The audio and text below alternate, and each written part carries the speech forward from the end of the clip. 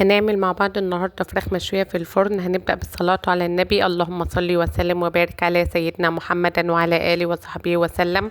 تابعوا وشير ولايك للقناة عشان يوصل لكم كل جديد. تتبيلة الفراخ: علبة زبادي وملح وفلفل اسود وبهارات فراخ، بصلتين كبار وطماطمتين وليمونة متقطعة شرايح وشطة حسب الرغبة، ومعلقتين من صلصة الفلفل الحلو أو معلقة بابريكا. هنضربهم في الخلاط أو الكبة.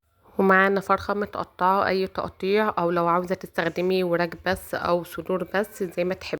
هحط التتبيلة على الفراخ ومكعب زبدة وأقلبهم كويس مع بعض واسيبها في التلاجة من ساعة لساعتين.